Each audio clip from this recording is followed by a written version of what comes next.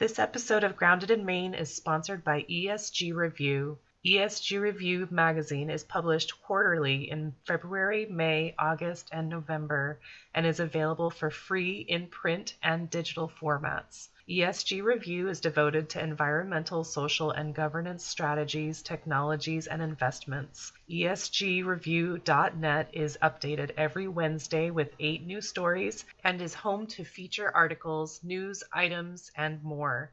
Visit esgreview.net to stay informed and help us spark the collaboration and awareness needed to develop sustainable economies and communities around the world.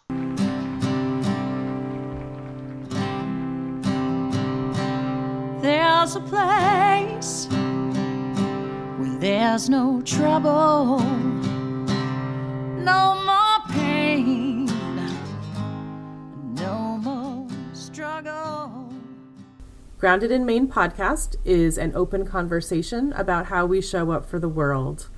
I started this podcast out of a desire to learn new ways to be sustainable because the word sustainability is big.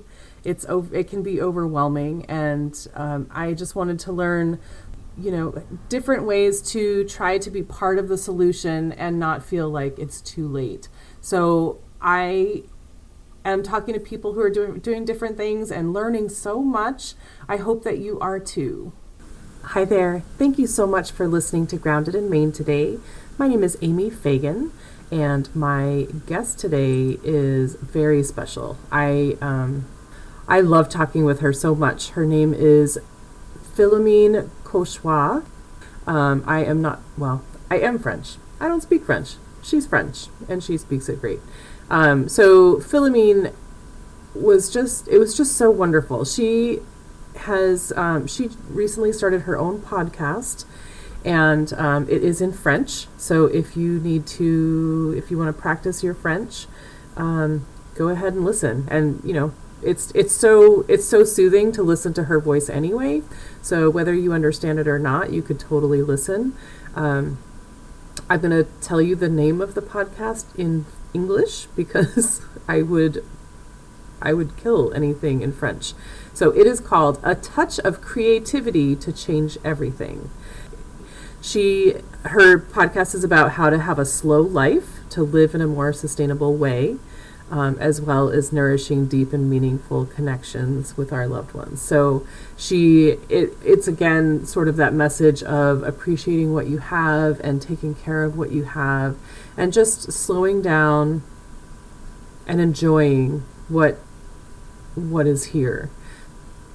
And it was so beautiful. And she is sharing some of her favorite recipes. So she makes everything that she can, like food-wise, really. And she has 2 children and a spouse, and she was telling me, this kind of blew my mind. So she said that as far as trash, because she said it's a zero waste lifestyle, but it's more of a low waste lifestyle, because she said that they have their garbage taken like once every 3 months, which is amazing. That is amazing. And that's for 4 people. And she said it's a smaller bag. So that was so inspiring. I just loved it. So she has her podcast. She is going to talk to us about her life, because she lives this beautiful life in the garden and homeschooling her kids and cooking and baking, and it sounds like a dream. It really sounds like a dream, and it's just her life. So I'm going to let her tell you more, but it was just such a nice conversation. She's just so easy to talk to, and I just adore her accent. And so she is offering some freebies. She's offering a freebie of a few of her favorite recipes at the end or in the show notes. You can get that as well. But just listen, because it's so inspiring. It just makes you feel so relaxed, and it's nice to have that every so often, because we are such a people of rush, rush, rush, and we feel lazy if we're not moving. And she is just so graceful, and I sure could use a little bit more of that. So it was very nice. And she is also an Instagram, and again, her Instagram is in French, but often you can see the translation. But it is also, when she posts pictures, it's just so, again, it's just so graceful and peaceful, and you don't even have to read it. You just look at the pictures or the reels and just take a breath. She is a breath of fresh air. It's wonderful. So enjoy this conversation. If you love this podcast, please feel free to share it with somebody that you think would enjoy it. Also, feel free to rate and review wherever you're listening. If you don't love the podcast, please let me know. I want to make sure to provide value for you, and if you're not getting that, I want to make changes for you. And if you have anything to add, if you would like to be a guest on the podcast, please let me know that too, because I would love to chat with you. Thank you so much for listening. I am going to let you listen to Philomene now. Today my guest is Philomene Cauchois. And Philomene, if you cannot guess by the name, Philomene is in France, and she has so many things to share. Philomene has her own podcast, and she has a blog or a newsletter that she sends out. Her podcast is called, in English, A Touch of Creativity to Change Everything. But how do you say that in French, Philomene? Une touche de créativité pour tout changer.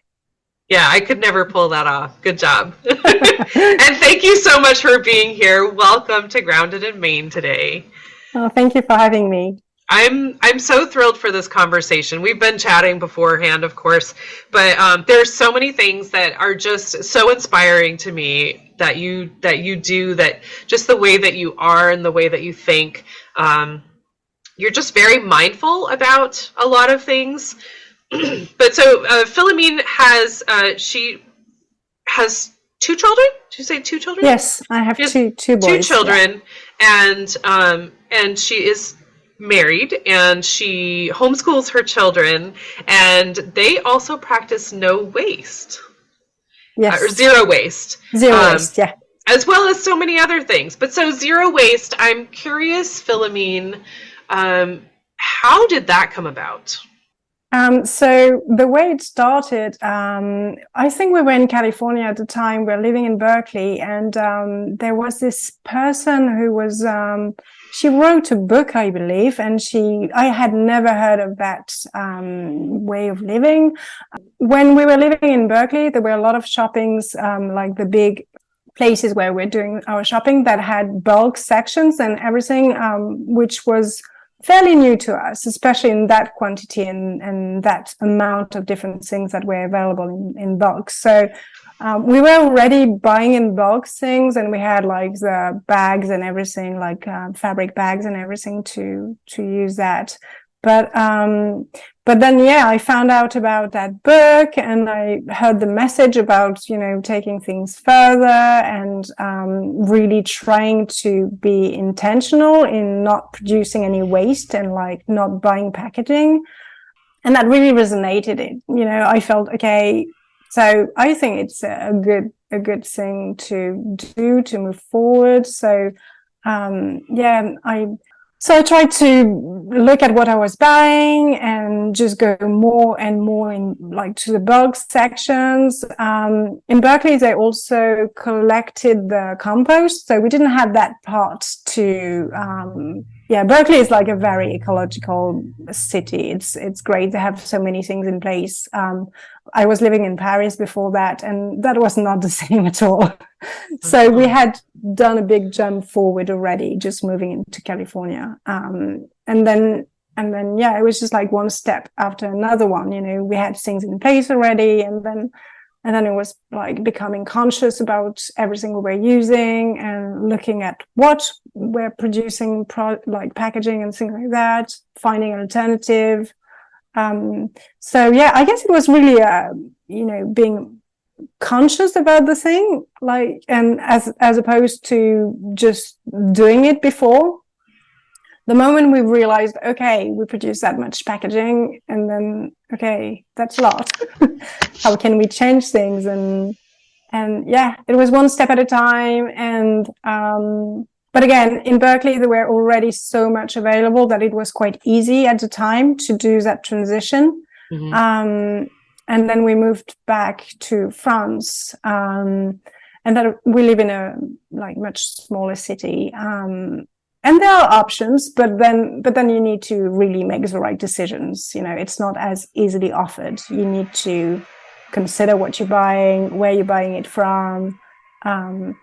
And I decided to also take things a little further, like not just be zero waste, but also to really try to consume produces that were local. So I found all the farms next to me, found a shop that was at a farm actually. So it's like a producer that's reselling other farms in his farm. So we go there and there are like, I don't know, maybe 10 producers that are resold in this farm. So we can buy everything local, and it's great because it's also sold in like glass packaging and things like that. So they collect the glass again. So it's like circular. It doesn't need it to even be recycled. It's just washed, reused. Brought back. Yeah, and brought back. It just made sense. And it really felt like, I don't know, like my grandparents were kind of living, you know, it felt like, okay, it's going back to the way it used to be. And it was just great, actually. There was no need to move forward. And it doesn't ask me any more work. You know, like collecting the glass, it goes in the dishwasher and it goes back to the farm the next week. It's okay. It's no big deal. The only things that needed adjustment, I guess, were like having the produce bags and things like that. Like you need to get enough to be able to do your shopping and not run out and things like that. And also have them with you. That's a big thing. Like, always making sure you've got your bag into the car with you, ready to use the produce bags and everything. And have like a few jars and glass boxes as well to put any produce, like fresh produce sometimes that need a box. But yeah, it's just like, I guess it was like a few steps at a time, like doing that and then implementing a little more and then moving forward with something else. And eventually I think we're doing pretty good now. I think our trash gets collected, I don't know, maybe something like every 3 months or something. So 3 months.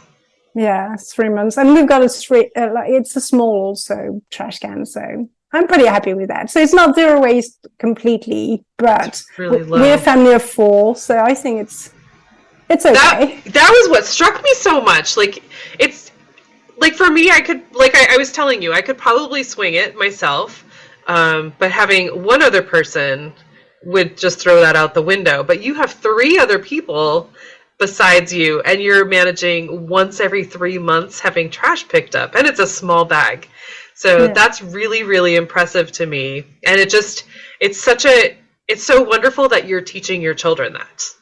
Yes, that's what I was going to say. My kids were brought into that, you know, they were like, they were raised with that.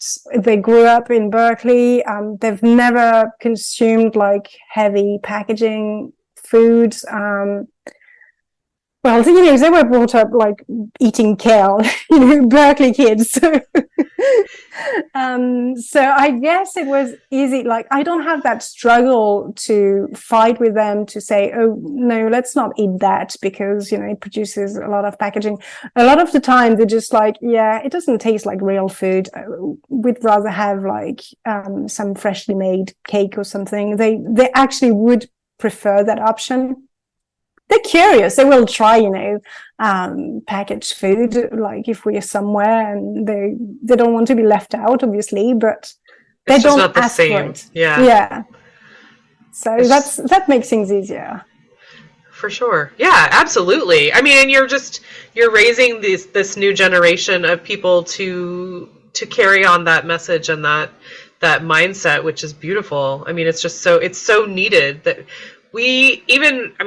our generation, our parents' generation, like we all grew up with the convenience foods and all the things that make things so convenient for us, but we are also shooting ourselves in the feet with purchasing and packaging and just all the bells and whistles that go with that. I mean, Amazon is, I use Amazon, but it bothers me to use it. It was a decision we made when we moved to France, and I have been a very big Amazon user. I'm not going to lie. When I was living in the US, I had the Amazon Prime delivered and everything, definitely using it. And then when we moved to France, I realized the impact it had on the environment and on the people as well, the social impact, like the conditions of the workers. It really... Right. I don't know. It really struck a chord. Like it really felt deeply. And then I thought, okay, well, I have to align myself with that and stop. I have to put my actions where my words are. So I stopped, and I think I've used it. Let's be honest. I've probably used it a couple of times since, but that's probably it since 2017, and that was only for options that I couldn't find anywhere else, and I still felt really bad about it. Right. But again, I don't blame anyone for using it. I just think it's like it was a path. It took me time to get to that, and now I'm happy. I have other options. They don't, it's not less. They're good enough. It does a job, and that's great. So I don't miss it. Right. I mean, my point was just that we grew up with all the convenience things. Yeah. And we have to recondition ourselves to, unlearn what we grew up with, to appreciate what we have, to eat better, to take care of ourselves. It's not an easy thing. It's not an easy thing to do. We have to recreate the habits, to recreate the new ways of doing it. And if you think about it, it's only been, the way, like the mainstream way, it's only been like that for I don't know, maybe 50 years, 70 years. It's not long at all. My grandparents, they had already, they still had a lot of options that were a lot more sustainable. And if you think about it, it's not long ago. Right. It's only mainly, I would say my parents' generation, my generation, and that's pretty much it. Before that, it was good options. Right, right. You have to make it or grow it. Yeah. Well, yeah, that's my way of seeing or things. Purchase from friends. Oh yeah, local options are great because, the local people that make things also need to live, and it's great economy. So right. I'm okay with that. When we moved to France, I had the plan to try to make everything. Literally, I was thinking, okay, I want to learn to make everything and be self-sufficient in every area.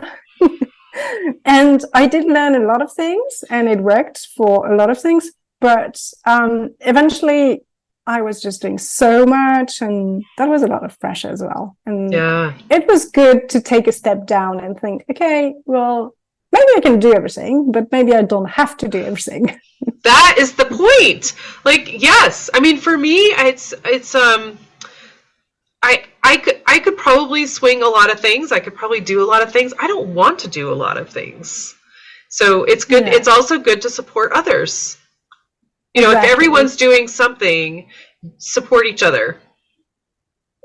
Yeah, and the local community around you, there are some great talents out there, and it's also great to support them and to also be part of the community and talk to them, and it's very nice. Mm-hmm.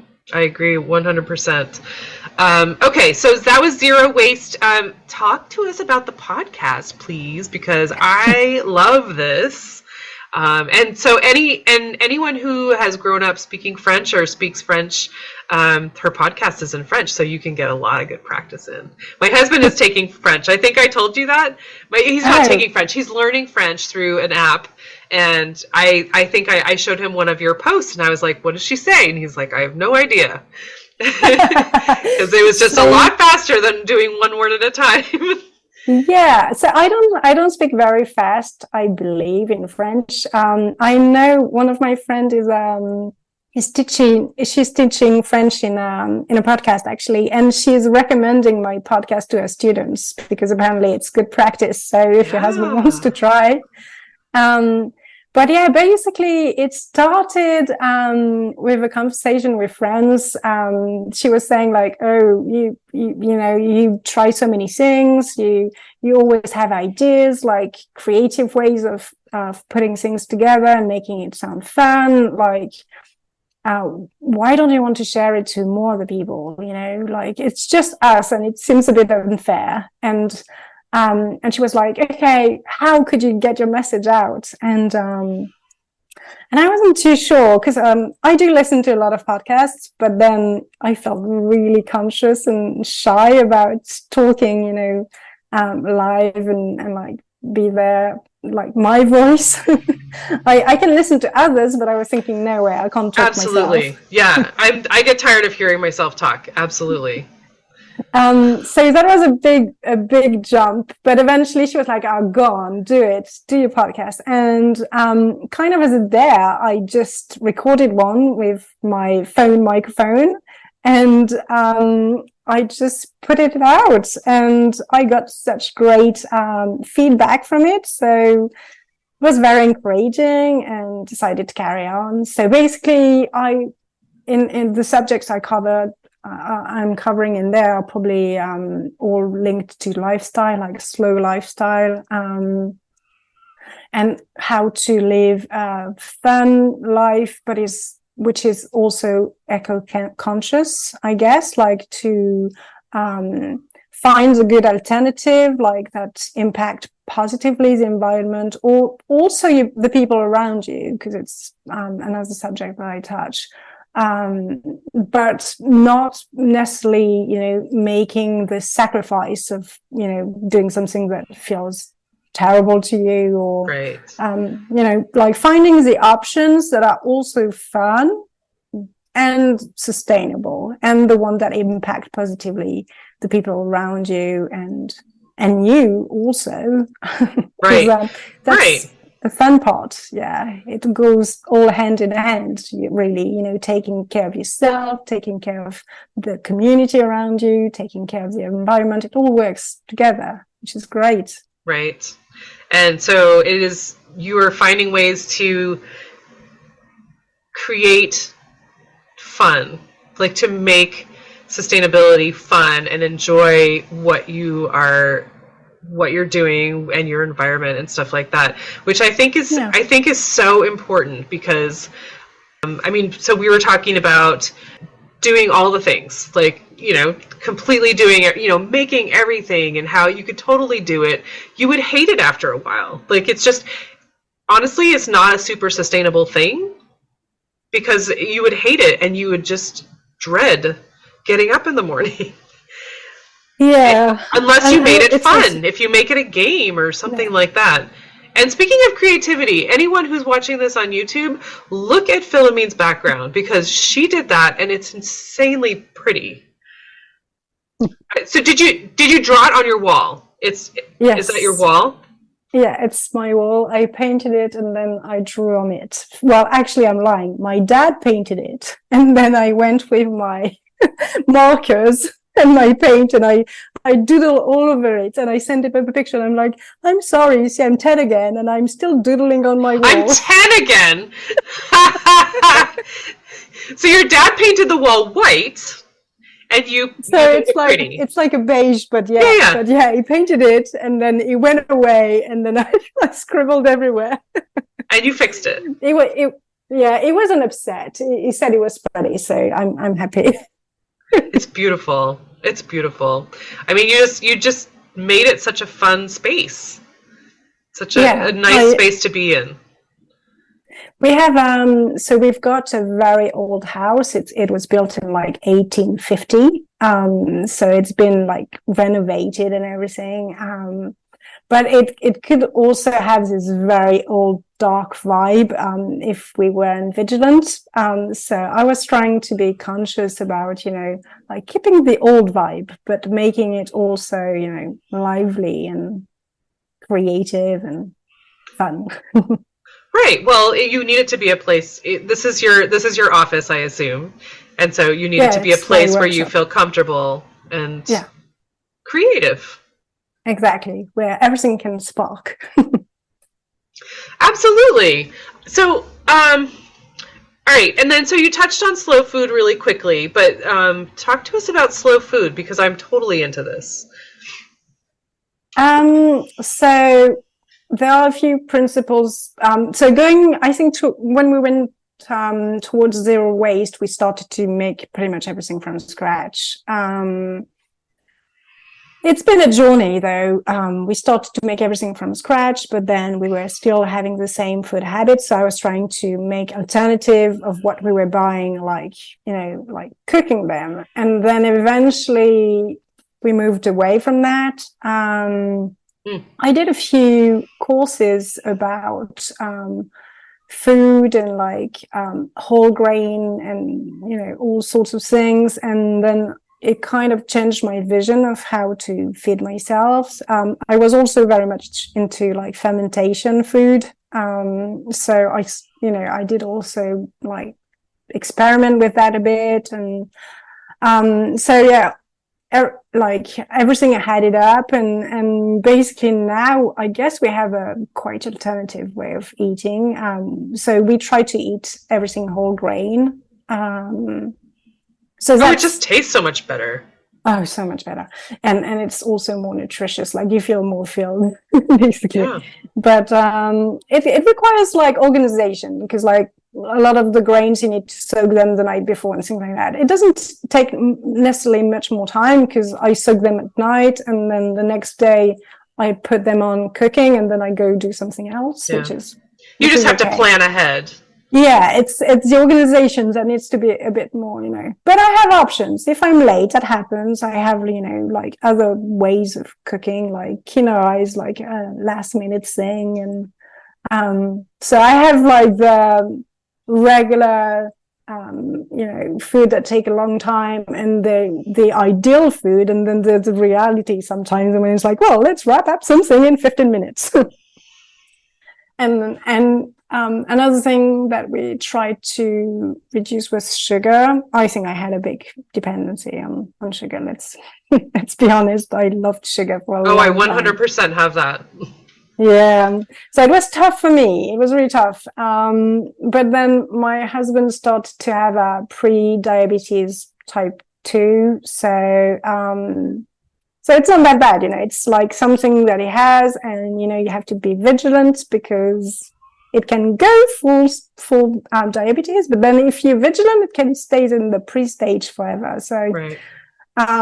So that's something that, I took into heart a lot, and I thought, okay, well, we have to be careful. And that's also when I really tried to look into whole grain and reduce sugar and be more careful.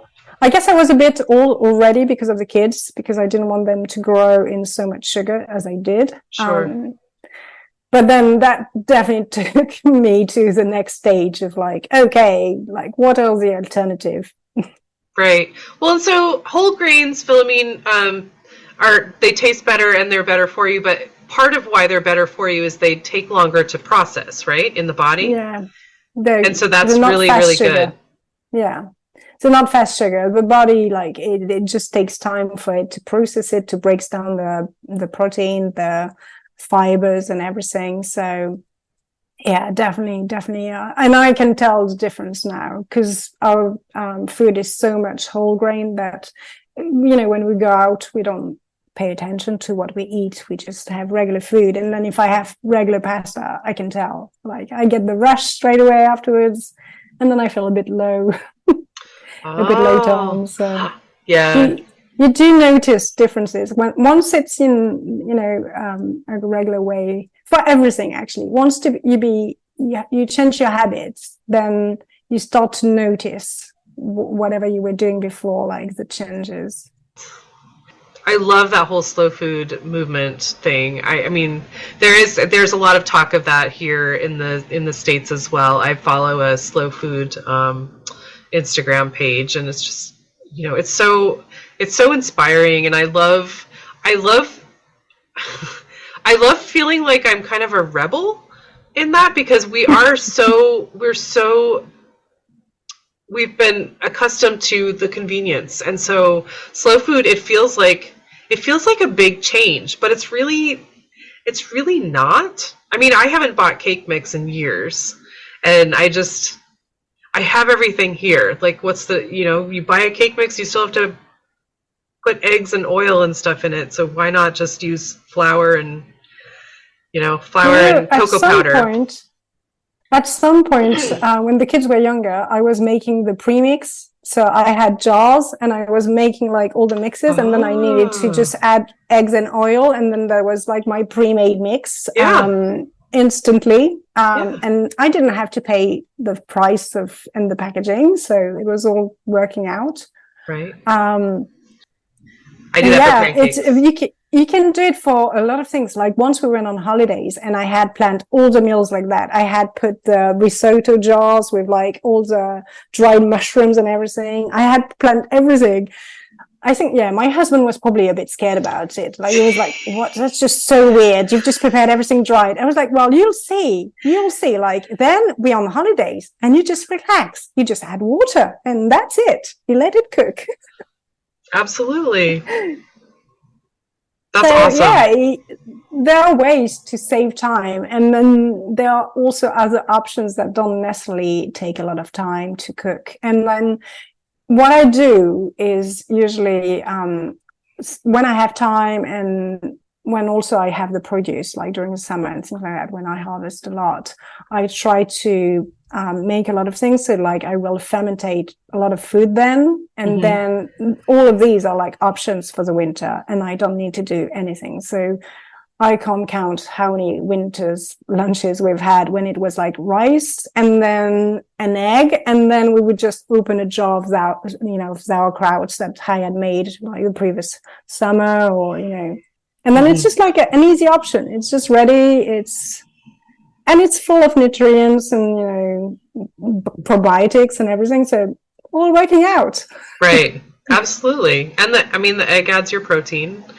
It's true. Yeah. I mean, it's so smart. And fermentation, I'm new to. I have my first batch of kombucha in the fridge. Oh, cool. Right now, that I got from Allison, who I interviewed last year. Well, that's great. Well, yeah, fermentation is like a whole new world of like live food. I'm so into it. I don't know. I have like kefir. I do my vinegar. I do sourdough, and then all the vegetables. Like so many ways to do. Actually, in the recipes I've prepared for you, there's the ketchup recipes like fermented. Oh, you're kidding! Oh, I'm so excited for that now. Yeah. And it's so easy. Yay! Well, yeah. Let's mention that too, because you are offering a freebie, which is super fun. Do you want to talk about that? Yeah, well, I guess it goes in the slow food kind of mentality. It's I've just put together 4 recipes that are very easy to make, require minimal ingredients, and also that can help you reduce waste, because they are for like sauces that we buy in plastic containers usually.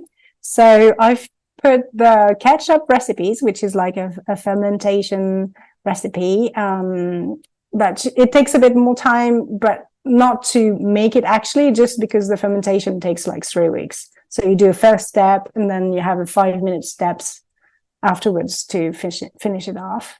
I've put my mustard recipe, my mayonnaise recipe, and my salad dressing. So these last 3 are like very traditional recipes in France. But again, very easy. They take no time, and they're so tasty. So that's awesome. I think, yeah. I'm so excited about the ketchup now. I'm totally trying that.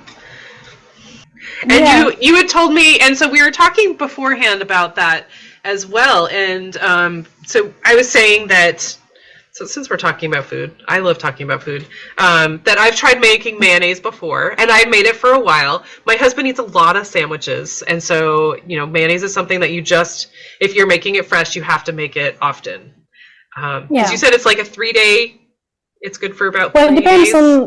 It depends on how fresh the eggs are. But yeah, it doesn't last very long because it's raw egg. It's raw yolk, basically. So, I would say between, and with the heat as well. I don't know how it is for you, but in here it's so hot.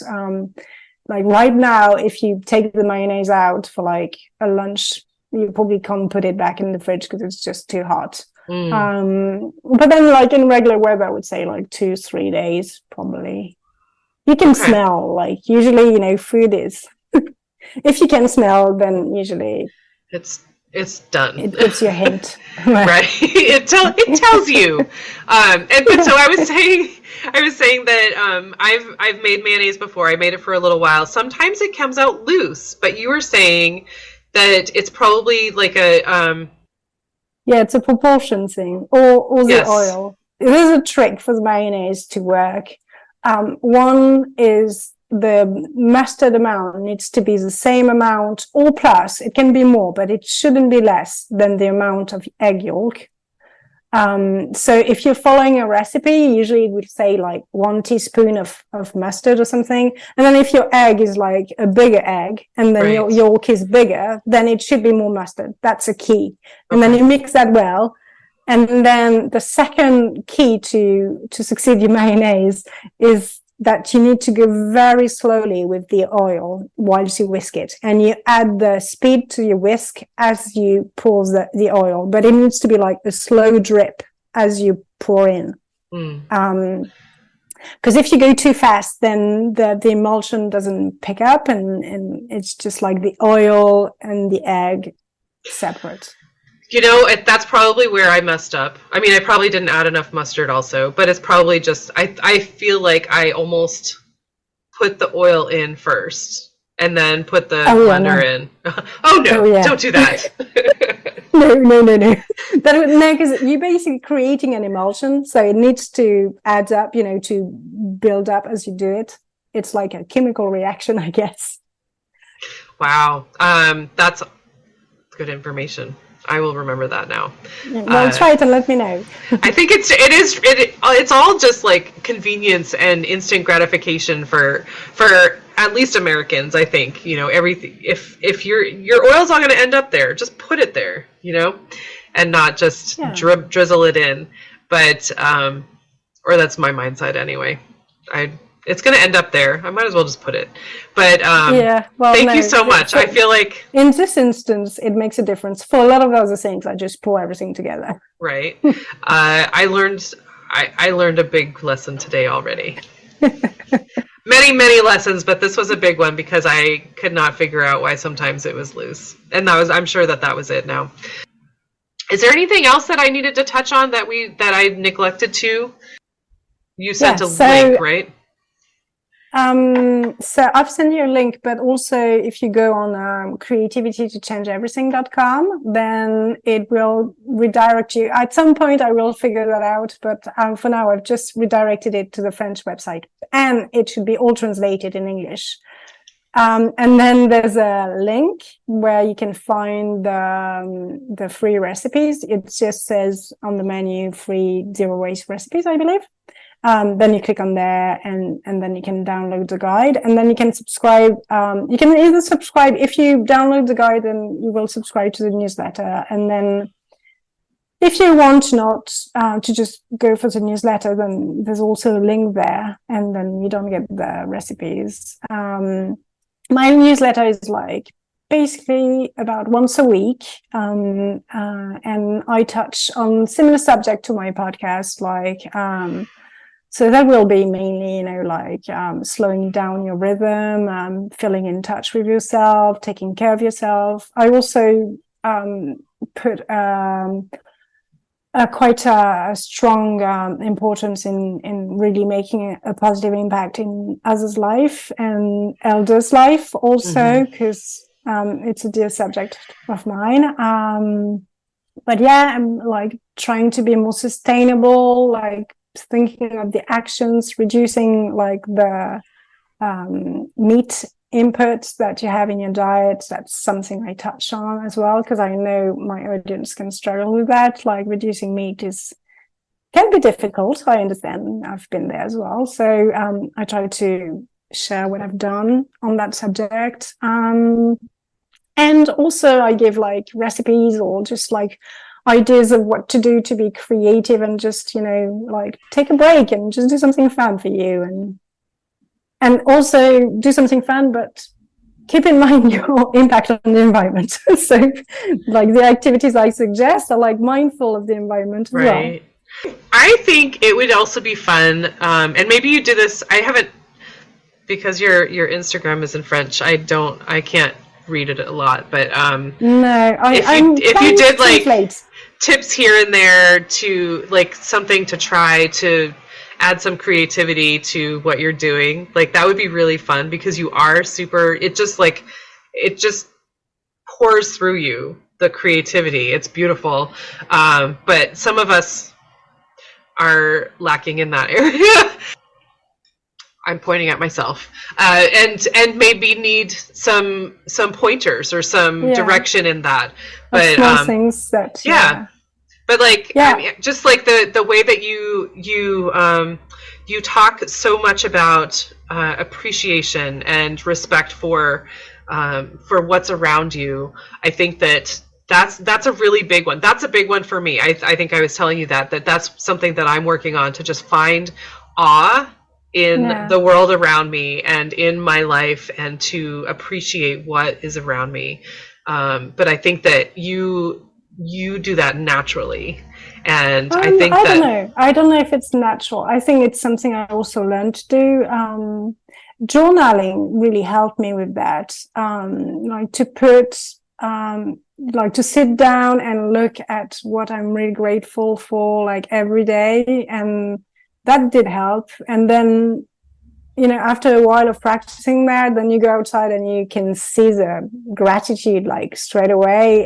But it's something that you learn. I don't think it was instinctive. Well, okay. I don't think so. It's the practice of.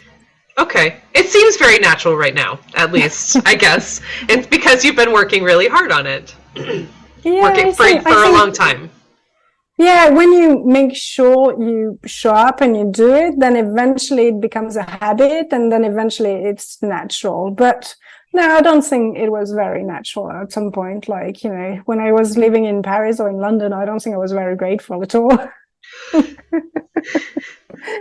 There was a different lifestyle, different life completely. But yeah, it's just the past, like it leads you some, but yeah, now I do try to be amazed at, everything, like every single moment, with the people I'm with the nature, with what I see, with the wildlife. There's so much to be amazed at, and it's great. And the journaling also help you when you look back at it. It's great, because you can see like how much you've progressed, and like where you used to put your attention before, and how it's shifted. And it's also very interesting. Right. You made a really great point with me. We were talking about gardening, and we were talking about groundhogs and hedgehogs and such. And I was telling you how frustrated I am, because we have groundhogs, and we have a mama groundhog that had 4 babies, and I'm concerned about my plants. And you had said, just plant more, like let them have some. And that's kind of what I've been looking for someone to say that exactly, because I want to just coexist with everyone, but I want them to leave me something to eat, so I can say, I grew this and this is my food. So yeah, I guess there's 2 things for me. Like one is like really, the first of all is to lower my expectation. Like, I don't expect to harvest any quantity. I plant and then we'll see what comes out. And then, so that's something also, it wasn't natural, you know, I learned to get to there. But now I also think, okay, I'm going to plant more. And then sometimes I harvest tons because of that, and sometimes I harvest just enough. But yeah, the way, like, if you plant more, then there's enough for everyone. And then I feel like, you know, because it's funny if you think about it, like the animal that live in your yard, they're not going to be like, oh yeah, it's her yard. No, it's not our vegetables. Not, you know, they're just like, yeah, there's food. Let's help ourselves. And then I think, okay, well, I'm the one, you know, like putting those plants in, but then the earth is not mine, so we can all. It's the same thing, right? Yeah. We're living on the earth. It's not my earth. But... No. So I plant things, and then they help themselves. And then also, I was mentioning to you earlier on, we do try to apply the permaculture in our yard, and that was the other thing I wanted to touch on, and I forgot. Yeah, so thank you. It's so the fact that we've set up like a big ecosystem that all works together. It kind of creates a balance in the yard, and that means that usually the animals don't eat everything, you know, because they have enough. They have other options, because they have also the wildflowers, they have other plants that grow naturally, they have the trees, they have the pond where they will find insects, and, you know, there's like all the different things that are there that creates the balance. And then in the end, turns out it's fine. And like, really, when I plant more, sometimes I end up being like under the zucchinis, like, because I've just planted so much and nobody else apart from us ate them. Right. Well, and then they're green, so they just blend in and you don't see them until it's too late, and then they get really big. Well, and also my kids at some point are just like, we don't want zucchinis anymore. Oh my gosh. Yeah, at the end of the summer. Last year it was the tomatoes. Like, at the end of the summer, they were just like, oh, please, no tomatoes anymore. Don't make me eat tomatoes. Not fresh tomatoes, Mom. Yeah. Oh my gosh. But so you were saying, the point that you made with me was that, and we were talking about, so if your permaculture, your ecosystem, nature takes care of itself. Yeah. And that was a really big point for me to understand as well. It's trusting the system. Like, it's trusting that everything will come together. And it can be tough. It can be tough, like every year at the beginning of the summer, like, or end of springtime, there are like aphids on my beans. There are like all sorts of small insects that do a lot of damage on the vegetables. And every single year it's like, oh no. Like, there's like a plant that will die, for example, a kale plant or something, and it's really stressful. And it's like, okay, so what's happening now? And then eventually it happens. Like a week later, you see the ladybugs coming in an army, like taking over, eating them like in a day. They're like machines. They eat so much aphids. It's great. It's great. Yeah. Well, it feels great. I mean, too bad for the aphids. My youngest son, he has a lot of empathy for the aphids, so he's like, they're so mean. They ate them all. That's so but sweet. I'm like, oh no, it's great. It's, you know, that means we get to eat. Yes. But yeah, it's trusting that it takes time, and it can be stressful, and we need to be patient, but we need to trust that, you know, the ecosystem is going to kick in and then work. And that is, it's sort of, at least for me, it's been sort of like going against everything that I've, it's like unlearning what I've learned in my life, that everything just comes, or if you put in the work, it's going to come out perfectly. And sometimes it's not perfect, but sometimes it's the way it's supposed to be.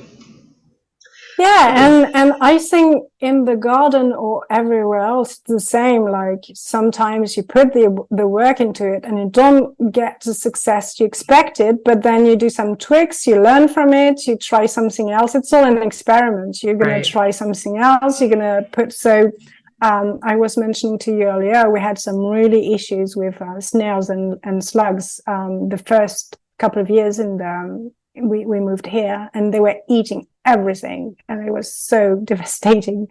And we actually, embraced permaculture at the time. So we started to put like woods, leftover wood, and like all sorts of things. I started to do a surface compost. I don't know if you've heard of that. It's like basically instead of putting your leftover vegetables in your regular compost, you just put it on the floor of your yard, like where you grow your vegetables. And then this way, it's really clever, and it works brilliantly.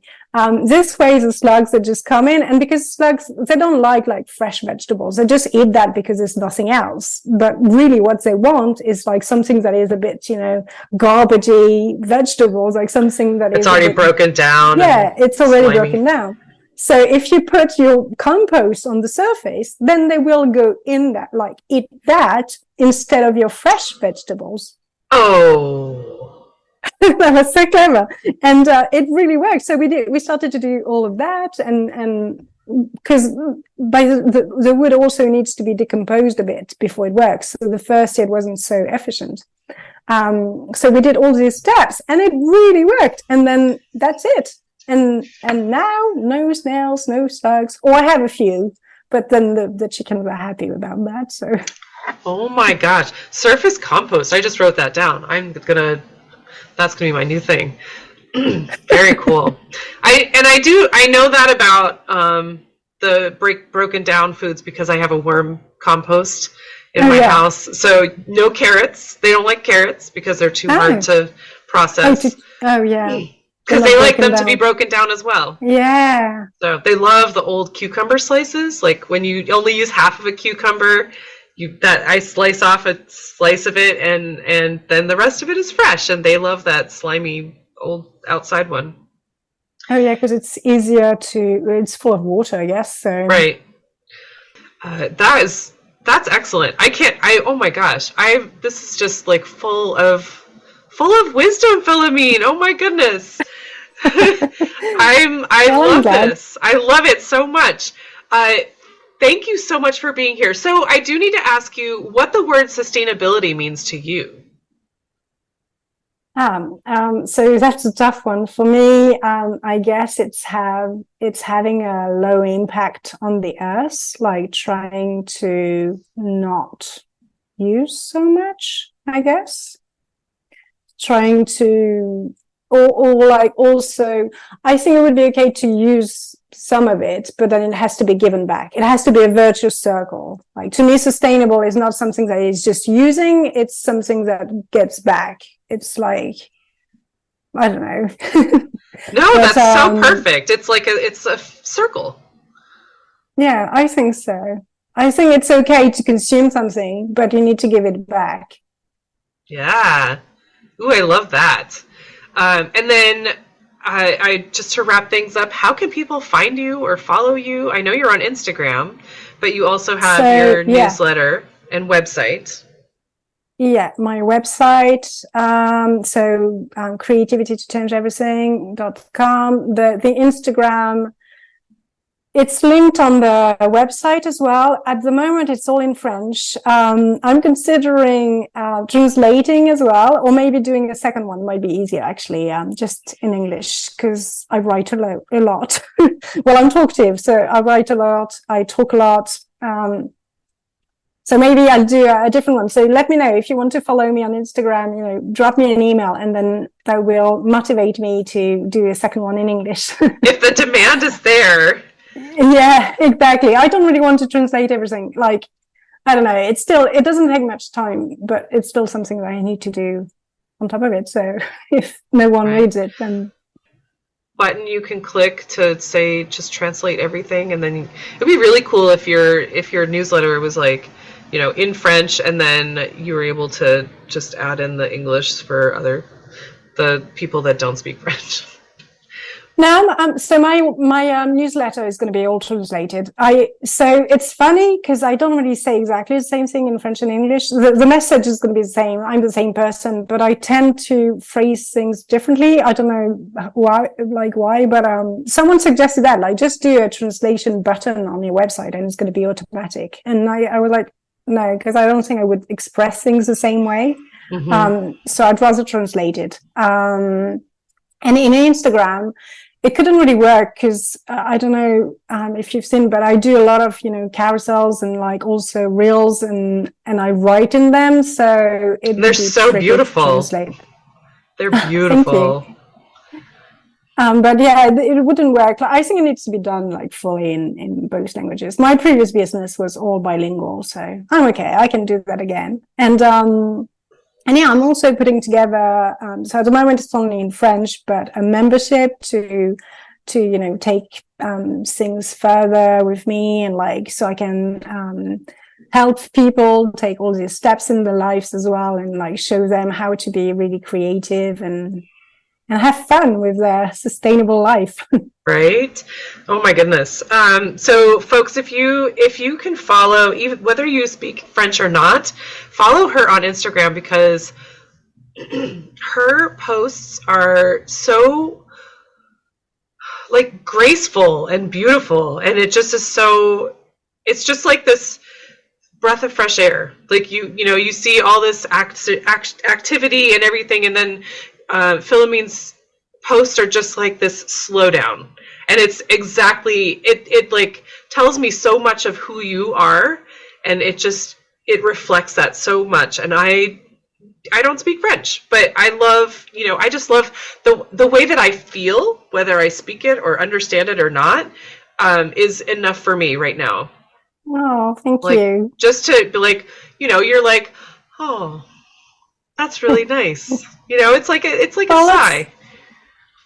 Yeah, well, I'm very glad it comes across this way, because that's really what I'm aiming for. I'm really trying to have a positive impact in the world, like to impact, to have, to inspire people to take good actions and be good with themselves and be good with others. So I'm glad it transpires.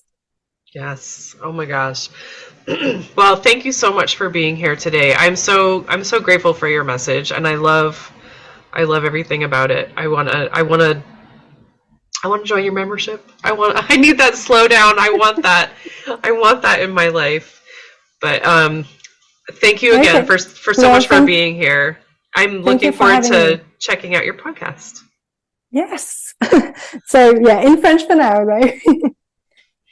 Yeah, I can still listen. Yeah, you can, absolutely. And again, I don't speak fast, so. Wonderful. Well, okay. Thank you very much. I just want to take a moment and thank my guest again for speaking with me and sharing such great information. I also need to thank Buzzsprout for hosting this podcast, for Jane Bolduck and her amazing music genius, for Becca Coffron and her beautiful artwork. And I'd like to thank you for listening. Please check out the show notes. I'm going to have links posted in there if you would like to follow this guest and learn more about them. Thank you again. We'll talk to you soon. There'll come a day, my mama told me, when I find love to have and hold me, a heart that's strong and so sincere. Just tell me, how do I get there from here? Oh, tell me, get there from here, 'cause here and now I'm so far down that my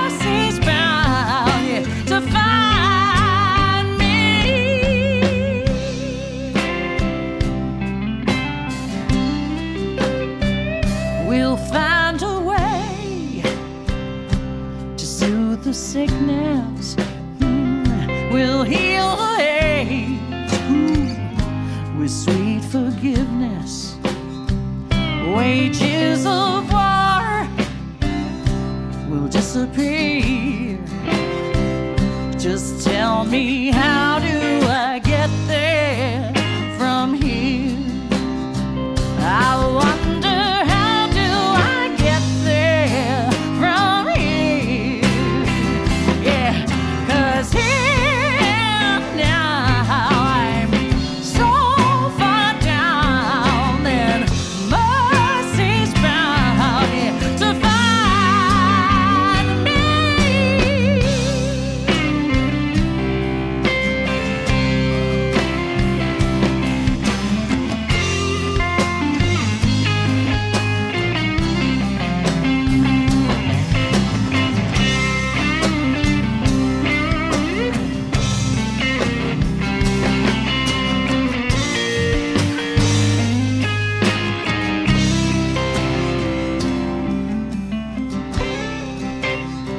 When that state of grace has finally found me, will there be music, ooh, and good friends around me? Yeah, yeah. And I'll just smile through happy tears and wonder,